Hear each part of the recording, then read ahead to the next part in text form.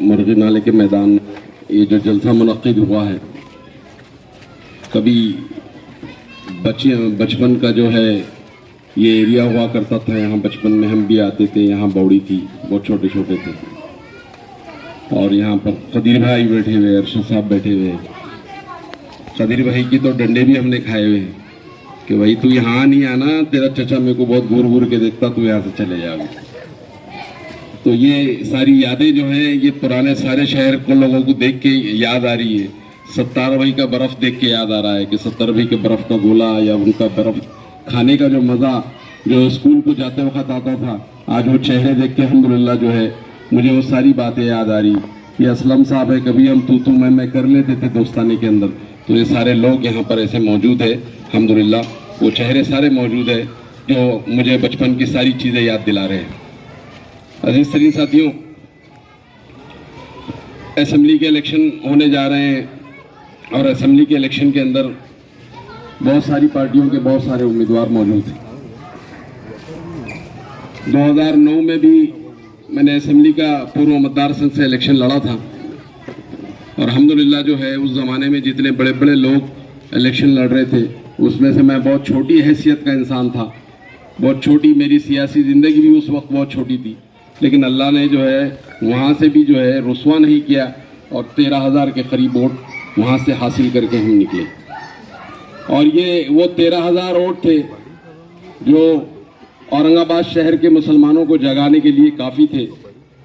ये जो कांग्रेस एनसीपी ने एक भ्रम फैला के रखा था मुसलमानों के बीच में कि हम लोग जो है चुन के नहीं आ सकते, हमारे पास उतने नंबर नहीं है, यानी उतने वोट नहीं है कि हम चुन के आ सकते हैं।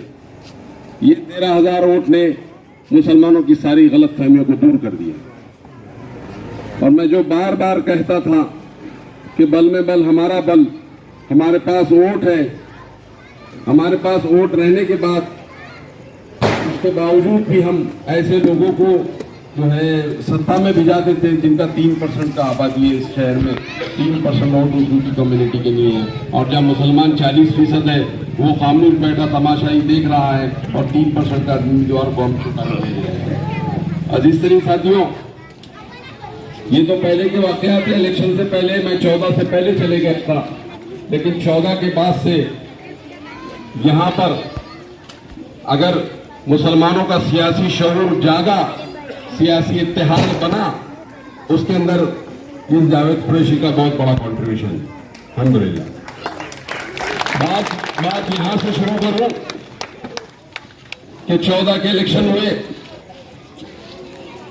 दो पार्टीज के अंदर वोट बटे और हमारा मेंबर ऑफ असेंबली यहां पर चुन के आ गया। लेकिन आप इस बात को भी नोट कर लीजिए कि वो जो 60,000 61,000 वोट हमारे को मिले थे वो हमारी जीत नहीं थी। ये तो हम तकसीम हो गया था, सामने वाला मुखालिफ पार्टीज तकसीम हो गई थी तो हमारी सीट चुन के आ गई, लेकिन हमारे पास वो नंबर आज भी नहीं है, आज भी नहीं है। इस बात पे गौर करो और इस जरा जहन पे जोर डालो कि आज भी हमारे पास ज्यादा वोट जरूर है, जीतने वाले वोट हमारे पास नहीं। 14 का इलेक्शन हमने देखे, बंटवारे में हम निकल गए। 19 का पार्लियामेंट का इलेक्शन आया, 19 के पार्लियामेंट के इलेक्शन में वंचित बहुजन आघाड़ी और मजलिस इत्तेहादुल मुस्लिमीन का अलायंस हुआ और यहां से एक मेंबर ऑफ पार्लियामेंट चुन के गया। और ये बात मैं 24 में चीख मार मार के कह रहा था कि कुछ भी हो जाए, पार्लियामेंट की सीट हमारे पास 22% वोट है, सिर्फ 22% से ज्यादा वोट नहीं है कदीर भाई हमारे पास। और 22% वोट पूरे के 22% के 22% डाल दिए तो 3.5 लाख वोट हमको मिल जाते हैं और वहां खत्म हो जाता। उससे ज्यादा वोट लेने की हमारी हैसियत नहीं। लेकिन हमको लॉलीपॉप दिया गया कि हमको आदर्श के आ जा रहे, हमको उतने दलित आ जा रहे, उतने मराठा आ रहे, उतने हमका आ रहे, उतने ढमका आ रहे। और हमने पूरे मराठवाड़ा के अंदर शिवसेना बीजेपी की सीट कहीं से आ गई तो इस औरंगाबाद शहर में आ गई। तो क्यों आ गई? अब आप दो डालने वाले वोट है, वो लोगों ने गौर करना चाहिए कि हमारी सियासी अकल 22% पे क्यों खत्म हो। अजीज तरीन साथियों, 19 का असेंबली का इलेक्शन था। 19 के असेंबली के इलेक्शन में इस मतदार संघ जो मध्य का मतदार संघ है, सेंट्रल का मतदार संघ है, यहां से 68,000 वोट लेके हम हार गए। वहीं पूर्व में हम 80,000 वोट लेके हार गए। तो इस बात को अच्छी तरीके से समझ लेने की जरूरत है कि हमारे पास जीत का नंबर नहीं है। ज्यादा वोट होने के बावजूद भी हमने इंतजार करना कि मुखालिफ पार्टीज के अगर अंदर इंतशार पैदा होता है तो कहीं जाके हमारा चांस लगता है। लेकिन 19 के पार्लियामेंट के रिजल्ट को अगर हम सामने रखें तो वंचित बहुजन आघाड़ी का वोट जब मुसलमानों के साथ मिल जाता है तो फिर जीत यकीनी हो जाती है। ये बात तो बिल्कुल साफ है कि अगर असेंबली के इलेक्शन को सामने रखे तो 68,000 वोट लेके यहां से हार गए। अगर वही अमित मुइगल के 27,000 वोट हमारे पास रहते थे तो हम जीतते थे, हम हारते नहीं थे। इस असेंबली के हल्के के अंदर 39% मुसलमानों का वोट है और 16% दलितों का वोट। अब ये 39 और 16 कितने हो रहे हैं आप अंदाजा लगाओ। ये 55% के करीब जा रहे हैं, 55% वोट जा रहे हैं। और यहां पर मुखालिफ पार्टी एनसीपी हो, कांग्रेस हो, शिवसेना हो, बीजेपी हो, मनसे हो, अमके हो, ढमके हो, कोई भी हो, ये पूरे एक जगह भी अगर आ जाते हैं तो हमको हरा नहीं सकते। ये बात भी अच्छी तरीके से समझ लेने की जरूरत है। हमारी जीत यकीनी 100% अल्हम्दुलिल्लाह हमारी जीत यकीनी है। ये मुख्तसर साथ जो है तजिया मैंने जो है 10 साल के इलेक्शन में जो 6 इलेक्शन 10 साल में हुए उसका इसलिए किया कि अभी मैं वंचित बहुजन आघाड़ी का उम्मीदवार हूं और मैं आप लोगों के पास ये गुजारिश लेके आया हूं कि मैं 30 से 35,000 वंचित बहुजन आघाड़ी के वोट आपके पास लेके आ रहा हूं। आप मुझको कितना वोट देंगी? आप मुझको कितना वोट देंगी?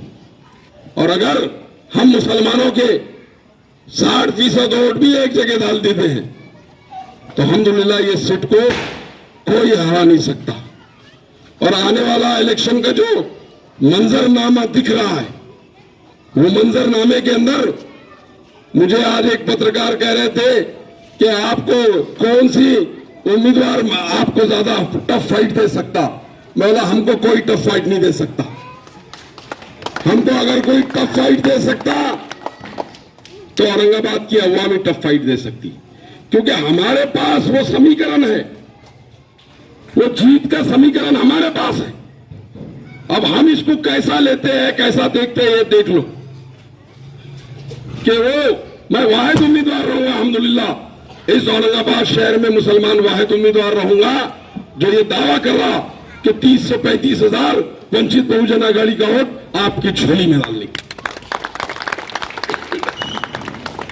कोई दूसरा उम्मीदवार ऐसा बता देना या उसने ऐसा दावा कर देना कि वो जो गैर मुस्लिम वोट लेके आ रहे, हाँ अगर कोई आदर्श फादर्श की बात करना तो वो शॉट खत्म हो गया, उसका कोई चांस नहीं है। तो बात सिर्फ यही कहने की है कि हमारे पास हमने आपके बीच में अलायंस लिए, ये रोक है, प्लेटफॉर्म चेंज करना है आपको, इसको ऐसा पलटा दो। मुसलमान क़यादत जिंदा थी तो जिंदा रहेंगी, हार यहां पर हमारे करीब नहीं आएंगी इंशाअल्लाह इस अलायंस की बुनियाद पर। 14 के इलेक्शन के अंदर जब मैं मजलिस इत्तेहादुल मुस्लिमीन का जिला सदर था तो मुझे असद साहब कहते थे कि जावेद हम पश्चिम की सीट नहीं लड़ाएंगे। तो मैं बोला साहब क्यों नहीं लड़ाएंगे, हम कांग्रेस को ऐसे खुला तो नहीं छोड़ सकते। तो इसलिए नहीं लड़ाएंगे कि हमारे वोट ही नहीं है वहां पर, और वहां जहां हमारे वोट नहीं है वहां लड़के क्या फायदा। मैं बोला साहब वो एससी की सीट छुटी हुई है रिजर्वेशन के अंदर और वहां से एक बेहतरीन उम्मीदवार हमारे पास है, हमको उसको लड़ाना चाहिए वहां पे। उनसे आगे कौन उम्मीदवार कि मैं बोला एक्स मिनिस्टर गंगाधर गाड़े साहब। ये दलित मुसलमान इत्तेहाद की नींद भी हमने डाली कि इस औरंगाबाद शहर में ये दो कौमें अगर एक जगह आती है तो फिर हमारी हार नहीं होती है, फिरका परस्तों को मुंह के बल गिरना पड़ता है। लेकिन हमारी समझ क्यों इधर उधर जा रही है? मैं भी समझता हूं कि आने वाले वक्त में हमने जज्बात में बहुत काम लिया, लेकिन जो रिजल्ट सामने आ रहे हैं, मोदी सरकार जो फैसले हमारे ऊपर थोप रही है, वो फैसलों को रोकने के लिए हमको जीतने वाली सीटों की तरफ जाना पड़ेगा, हारने वाली सीटों की तरफ नहीं, जीतने वाली सीटों की तरफ जाना पड़ेगा। अब असेंबली के अंदर आपकी तकरीर का मायना नहीं रहेगा कुछ भी, कि आप कितना अच्छा असेंबली में बोलते हैं, इसका मायना नहीं कुछ रहेगा। वहां मायना ये रहेगा कि आपके नंबर कितने ज्यादा है वहां पर असेंबली के अंदर। अगर सेकुलर पार्टीज के साथ आपके नंबर ज्यादा है तो आप समझ लिए फिर आपके खिलाफ कोई कानून नहीं बनेगा। आज ही जो है सीएए को मंजूरी मिल गई, मुसलमानों के खिलाफ एक और कानून को थोप दिया गया, 3 तलाक के मामले को थोप दिया गया, मॉब लिंचिंग में कत्लेआम का सिलसिला चालू है, फसादात में मुसलमानों का जाली और माली नुकसान चालू है। ये सारी तकालीफ को दूर करने के लिए इसका वाहिद एक हल है, और वो है हल सियासत, कि हम सियासत को किस नजर से देखते हैं। मैं समझता हूं कि आज के वक्त में हमको सियासत को इस नजर से देखने की जरूरत है कि वहां पर नंबर हम किसका बढ़ाते हैं, फिरका परस्तों का नंबर बढ़ाते हैं क्या उन पार्टीज का नंबर बढ़ाते हैं जो हमारे खिलाफ में कानून नहीं बनाती। वंचित बहुजन अघाड़ी इस बात को लेकर कमर बस्ता है कि हम जो है हम उन पार्टीज के साथ जाएंगे, उन सेकुलर पार्टीज के जाएंगे, और ये जो हमारे लिए नए नए कानून बन रहे हैं इन कानून को रोकेंगे। और जिस दिन अल्लाह के करम से आप लोगों ने इस नाचीज को एमएलए बना दिया, मुझे इस वक्त इसलिए बहुत शर्म आ रही बोलने को कि ये जितने लोग यहाँ स्टेज पे बैठे हुए यार, सामने भी बहुत सारे लोग हैं जो इनके सामने मैं ये बोल रहा हूं कि मैं एमएलए बनूंगा, क्योंकि ये सब लोगों के सामने का बच्चा हूं मैं, बहुत छोटा बच्चा हूं, पूरा बचपन इनके साथ गुजरा है मैं। और मैं आज ये दावा कर रहा कि आप मुझे एमएलए बना दो। इन्होंने मुझे चड्डी में देखा, और बास वक्त तो ऐसा होता है, इसमें खदीर भाई मौजूद है, हम जाते थे खदीर भाई चड्डी खींच लेते थे नीचे हमारे, मुस्कुरा रहे हैं बैठ के। तो अजीज तरीन साथियों, कहने का मकसद ये है कि मैं आपके बीच का इंसान हूं। मेरी जितनी 30 साल मिली, सियासी, मजहबी और समाजी जिंदगी रही है, ये 30 साल में मैंने जो है पूरी जो है मिल्लत की खिदमत की। वो आजमाइश का दौर क्यों नहीं होता हो, वो जेल में जाने का मामला क्यों नहीं होता हो, या मुसलमानों के रिजर्वेशन के लिए बंबई पैदल जाने का सफर क्यों नहीं होता हो, या दुनिया के फसाद में इस्तीफा देने वाला अमल क्यों नहीं होता हो। ये सारी एक्टिविटी आपको इस बात के लिए आमादा करेंगी कि ये उम्मीदवार ने मिल्लत के लिए कुर्बानी दिया है, इसको वोट देना चाहिए। वो वक्त था जब एमआईएम आ रही थी यहाँ पे, तो इसको हाथ में पकड़ने के लिए लोग डर रहे थे, इसको स्टिकर छिटकाने के लिए लोग डर रहे थे। जब अगर उस वक्त अगर नहीं रहते थे तो जो लोग एमआईएम के दावे कर रहे हैं वो पुलिस के एक पैर पटकने से भाग जाते थे। लेकिन अल्लाह का करम था, मिल्ली जज्बा मौजूद था, दीनी शऊर मौजूद था। हमने जो है उस जमात को पकड़ा, उस मिल्ली जमात को समझ के पकड़ा। लेकिन क्या बात आ गई है कि 60-65 हजार वोट जो हल्के में है, वहां से वो सदर कहता था कि यहां से उम्मीदवारी नहीं देंगे, और इसलिए नहीं देंगे कि यहां पर हमारे नंबर नहीं है, मतलब हमारे वोट नहीं है। और आज क्या बात हो गई है कि 35,000 मुसलमान जहां हैं वहां हमारी उम्मीदवारी। तो इस बात को बहुत अच्छी तरीके से समझने की जरूरत है अजीज तरीन साथियों, क्योंकि आने वाला वक्त बहुत जो है भयानक होने वाला है। वो शिवसेना बीजेपी के कारपोरेटर जो हमारे साथ दोस्ताना माहौल में कारपोरेशन में रहा करते थे, आज वो एमएलए बन गए तो वह कहते हैं कि हम औरंगजेब रहमतुल्लाह अलैह की खबरों को उखाड़ देंगे। वो कहते हैं कि नबी करीम सल्लल्लाहु अलैहि वसल्लम की शान में जिस रामगिरी महाराज ने बेहुरमती की है हम उसकी तायीद करते हैं। तो क्या हमको उनसे दोस्ताना रखना जरूर है? क्या हम उनके पास दोस्ताना जाएंगे? अगर कोई शख्स ये करता है तो आप अपने ईमान को टटोलो, अपने ईमान का एहतसाब करो। मैं तो उलमा इकराम से कहता है ऐसे इंसान जो नबी करीम सल्लल्लाहु अलैहि वसल्लम की शान में गुस्ताखी करते हैं उस पुडारी का, उस पाखंडी का उसकी तायीद करते हैं और उसके बाद उससे दोस्ताना कायम रखते हैं तो मर जाना चाहिए उनको। अल्लाह की अल्लाह के रसूल की मोहब्बत उनके अंदर कहीं बाकी नहीं है। आज वक्त आ गया है कि मुसलमानों को इस समीकरण के साथ जाने की जरूरत है, क्योंकि हम देख रहे हैं कि यहां पर जो दूसरी मज़ाहिब के लोग हैं वो मुसलमानों को वोट नहीं देते। क्या मारवाड़ी समाज आपको वोट देता? क्या मराठा समाज आपको वोट देता? क्या हिंदू ओबीसी आपको वोट देता? जो कौम आपको वोट देने के लिए कमर बस्ता है तो फिर उसके साथ जाने में हमारे को क्या हिचकिचाहट है, क्या मजबूरी है, क्या परेशानी है फिर हमारे साथ? मैं समझता हूं हमको कोई परेशानी नहीं है। 2019 में जिस कौम ने एक मुसलमान को मेंबर ऑफ पार्लियामेंट बना दिया और आज ये दावा कर रहा है कि जावेद कुरैशी हमने तुम पे भरोसा किया, तुम जाओ तुम्हारी कौम के बीच में और बोलो कि मुझको वोट दो, मैं 30,000 वोट लेके आ रहा, मैं 35,000 वोट लेके आ रहा। प्रकाश अंबेडकर साहब ने, मैंने कहा था कि साहब मैं मध्य पूर्व से इलेक्शन लड़ता हूं क्योंकि पिछले 2009 में मैंने पूर्व से इलेक्शन लड़ा था। वो मुझसे कहते हैं जावेद कुरैशी तुम पूर्व से इलेक्शन नहीं लड़ेंगे, तुम मध्य से इलेक्शन लड़ेंगे। तो मैं बोला उसकी वजह था क्योंकि मध्य के अंदर 70,000 वंचित बहुजन आघाड़ी का वोट है। अब ये 70,000 वोट है, उसके अंदर से 30-35,000 का वोट वो दावा कर रहे हैं कि वो हमको देंगे, तो फिर मुझको वोट देने में आपको क्या तकलीफ आ रही है? साहब आगे बढ़ो, हम तुम्हारे साथ हैं। ये चंद गुजारिशात आपके पास लेके आया था मैं कि 20 साल 25 साल से सियासी खिदमत में मिल्लत की कर रहा हूं। उससे पहले मिली खिदमत में बहुत पेश रहा हूं। बहुत मरतबा जेल की सोबतें भी इसकी वजह से हमारे को झेलना पड़ी।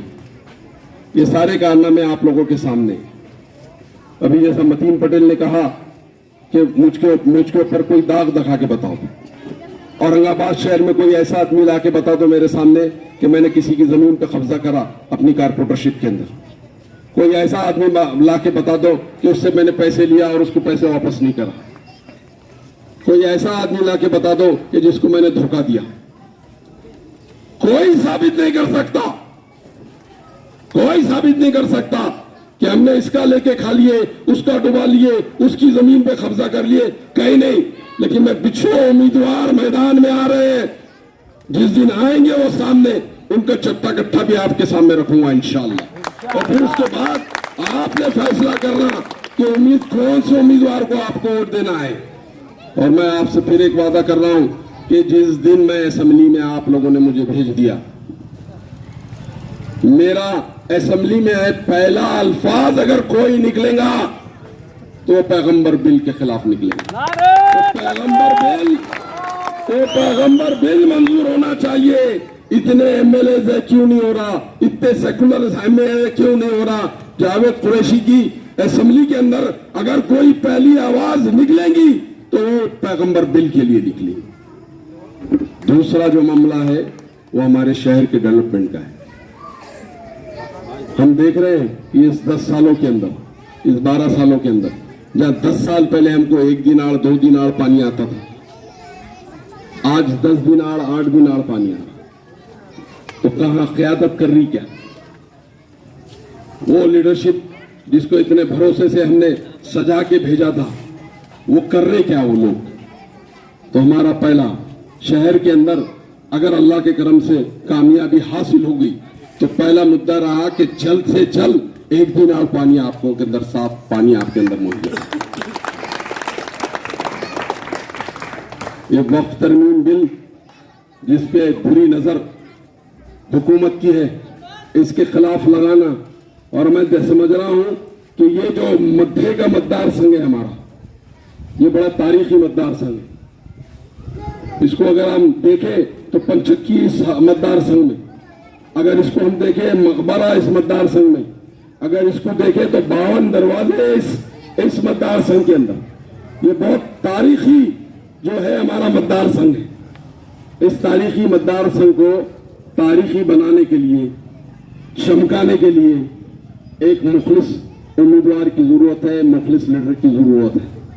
क्योंकि हम देख रहे हैं कि जो लोग यहाँ पर पंचक्की देखने आते हैं या मकबरा देखने के आते हैं, उनको रहने के लिए अच्छी सहूलत नहीं मिल पाती है।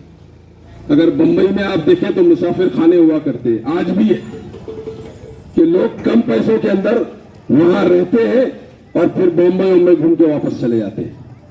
मेरा एक एम ये भी है कि यहाँ पर एक बेहतरीन मुसाफिर खाना हो, कि जो लोग यहाँ पर्यटन जो लोग आए यहाँ पर देखने के लिए, उनके लिए जो है ये सहूलत मुहैया हो कि वो कम पैसों के अंदर अच्छी सहूलत के साथ यहाँ रहे, 2 दिन 4 दिन 8 दिन, और उसके बाद यहाँ से चले जाए।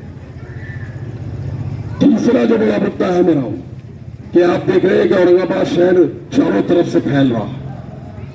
यहाँ पर इंडस्ट्री की भाग दौड़ बढ़ रही है।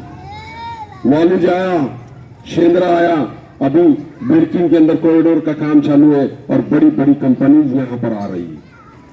हमारी कोशिश रहेगी कि ये जो नौजवान हमारे बेरोजगार घूम रहे हैं, ये वो नौजवान जो पढ़े लिखने के बाद भी उनको नौकरियां नसीब नहीं हो रही है, सबसे पहले हम उन कंपनियों से गुजारिश करेंगे कि सबसे पहले आप औरंगाबाद शहर के आपके रिक्वायरमेंट के लिए जो लोग चाहिए आप औरंगाबाद शहर से लीजिए।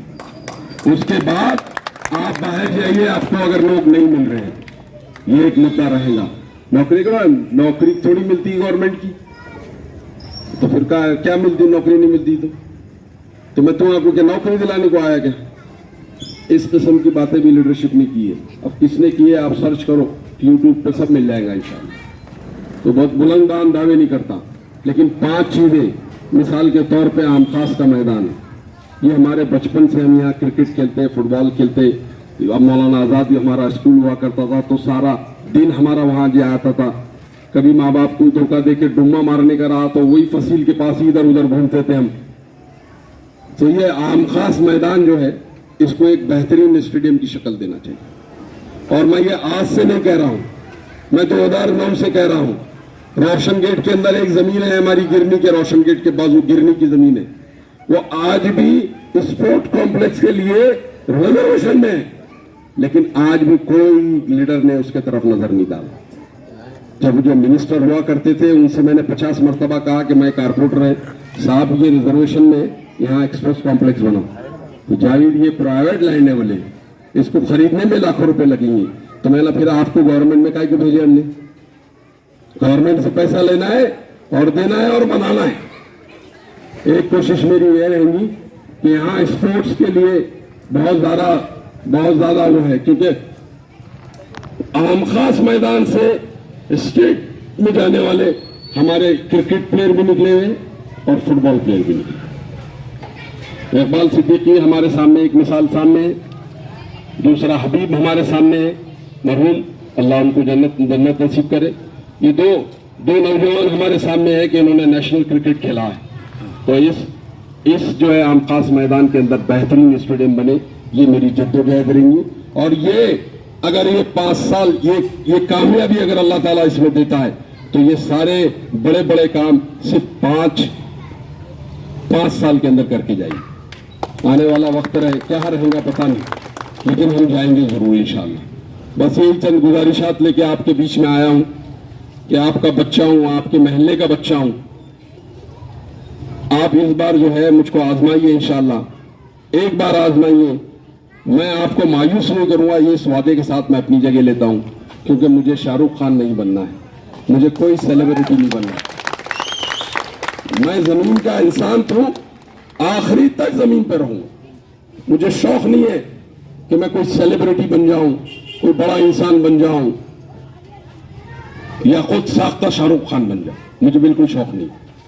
तो अजीज तरीन साथियों, ये चंद गुजारिशात आपके भी साथ में था, और अगर आप ऐसा लगता है कि मेरी बातें आपको सही लगती है तो आप मुझे वोट दीजिए इंशाल्लाह, और वंचित बहुजन आघाड़ी का वोट मेरे साथ में है, आपका वोट उसके साथ लग जाएगा तो ये जीत इंशाल्लाह यकीनी हो जाएंगी। ये समीकरण ये मैंने आप लोगों तक बोला। शुक्रिया, बहुत बहुत शुक्रिया। खुदा हाफिज़।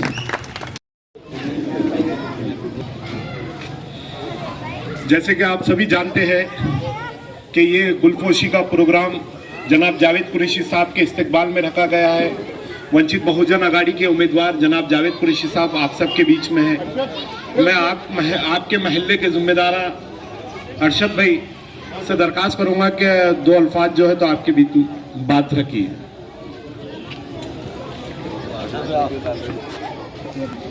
अस्सलाम वालेकुम रहमतुल्लाह।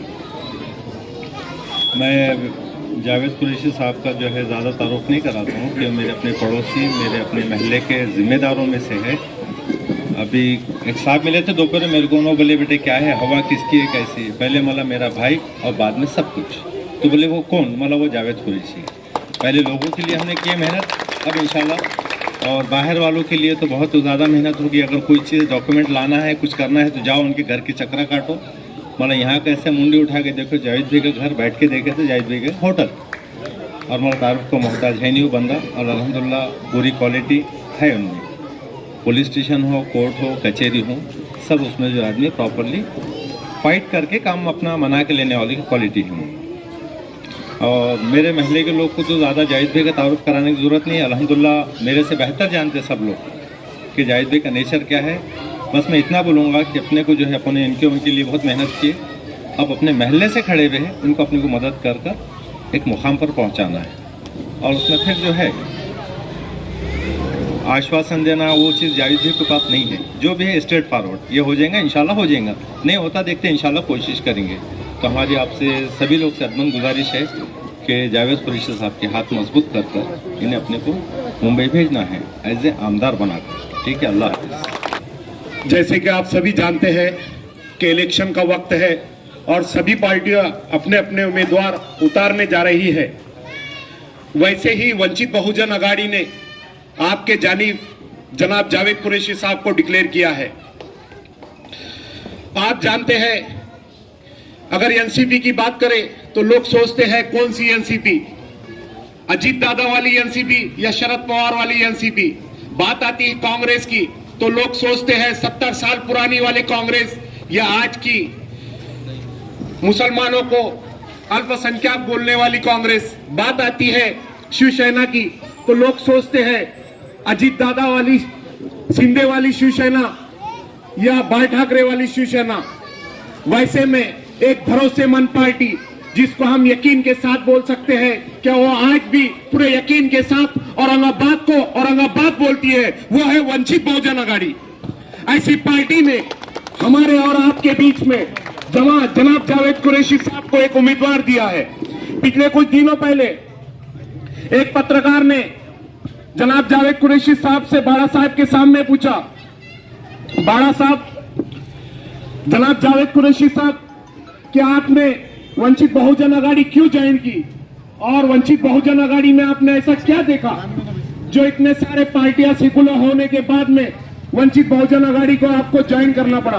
तो जनाब जावेद कुरैशी साहब ने एक ही अल्फाजों में, एक ही जवाब में कहा कि मैंने वंचित बहुजन आघाड़ी में एक चीज देखा है, पिछले 70 सालों में हमारे बीच में हजारों एमपी, हजारों एमएलए मुस्लिम आए और मुस्लिम गए, सैकड़ों मुस्लिम पार्टीज आई, लेकिन पूरे हिंदुस्तान में कभी किसी ने यह नहीं सोचा कि नबी करीम सल्लल्लाहु अलैहि वसल्लम की शान में गुस्ताखी होती है और गुस्ताखी करने वाला झटके में पुलिस स्टेशन में जाने के पहले घर पर आ जाता है। तो ऐसे में किसी ने यह नहीं सोचा कि कोई कानून बनाया जाए।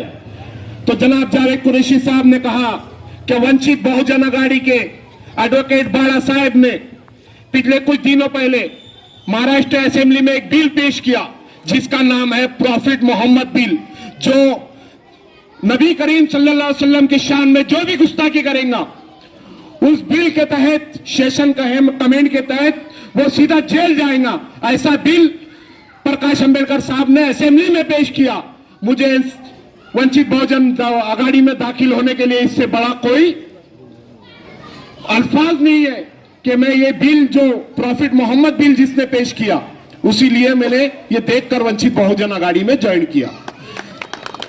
जब तमाम महाराष्ट्र में औरंगजेब रहमतुल्लाह अलैह का नाम लेने के लिए लोग डर रहे थे, लोग कन्या काट रहे थे, ऐसे में जनाब प्रकाश अंबेडकर साहब औरंगजेब रहमतुल्लाह अलैह की मजार पर जाते हैं और तमाम दंगों को रोकते हैं। इसीलिए मैंने वंचित बहुजन आघाड़ी ज्वाइन किया। ये जनाब जावेद कुरैशी साहब ने तमाम चीजें गिनवाई। उतने में प्रकाश अंबेडकर साहब ने भी कहा, आपने जनाब जावेद कुरैशी साहब से तो पूछ लिया, मुझसे भी पूछना चाहिए कि जनाब जावेद कुरैशी साहब को मैं टिकट दे रहा हूं तो क्या काबिलियत है। तो जनाब प्रकाश अंबेडकर साहब ने कहा कि वो ये जावेद कुरैशी है जो अपने समाज के लिए बंबई से औरंगाबाद मुस्लिम आरक्षण के लिए पैदल जाता है, इसीलिए मैंने टिकट दिया हूं। ये वो जावेद कुरैशी है जिन्होंने अपने समाज के लिए अपनी नगर सेवक पद होते हुए कोई भी शख्स, हमारे पास में भी कई दंगे हुए, अभी पिछले साल यहां ही हुआ था अपने पास में, 3 बच्चे शहीद हुए, किसी नगर सेवक ने एक मेमोरेंडम नहीं दिया, लेकिन जावेद कुरैशी साहब ने धुलिया के दंगे के वक्त अपने पद से इस्तीफा दिया था। अच्छे समाज के नेता को मैं टिकट ना दूं तो फिर किसे दूं। आप सभी जानते हैं जनाब जावेद कुरैशी साहब के कुर्बानियां बहुत है। जनाब जावेद कुरैशी साहब ने सियासत को हमेशा इबादत की तरह किया है, कभी तिजारत की तरह नहीं किया है। और जनाब जावेद कुरैशी के लिए आप सब जानते हैं, जनाब जावेद कुरैशी पूरे शहर में, जावेद कुरैशी को आप एक वोट नहीं देना। अगर कोई जनाब जावेद कुरैशी साहब को एक दाग लगा दे, क्या मेरी जनाब जावेद कुरैशी की तरफ 1 इंच जमीन है, मेरा 1 रुपया खाया है, इसी ने कोई गद्दारी की है, ऐसा एक भी दाग जनाब जावेद कुरैशी के आंग पर नहीं है। और ऐसे उम्मीदवार को वंचित बहुजन आघाड़ी ने टिकट दिया है। बस मैं इतना कहकर अपनी बात को खत्म करता हूं। अस्सलाम वालेकुम। और इसके मैं सीधा दावत जो है तो जनाब जावेद कुरैशी साहब को देता हूं।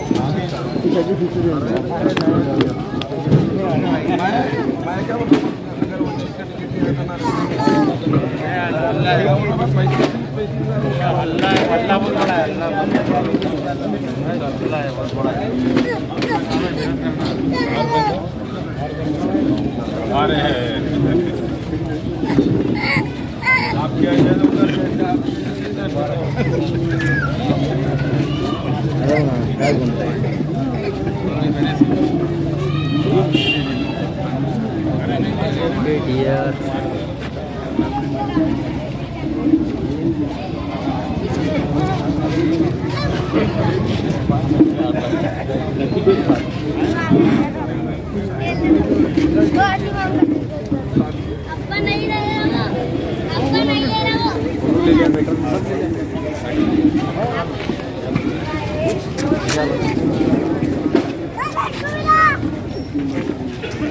छोटा फूल अभी को भी नहीं हो मैं को अभी को नहीं हो अभी को नहीं हो मैं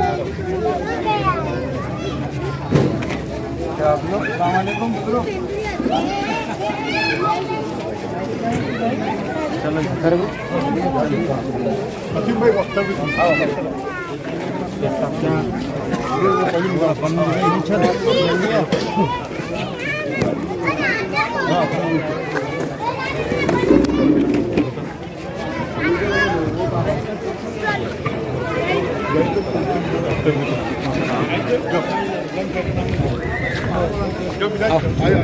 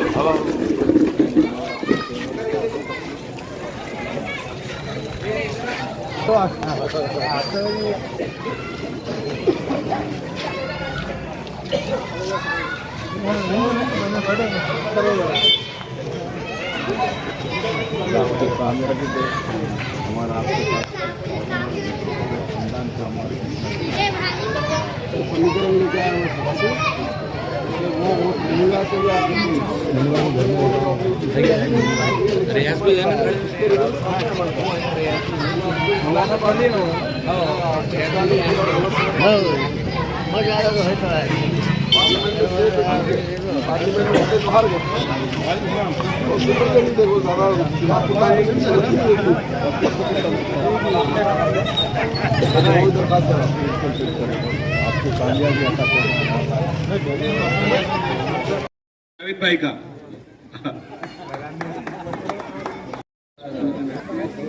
याया भाई जनाब जावेद कुरैशी साहब का इस्तेकबाल करेंगे।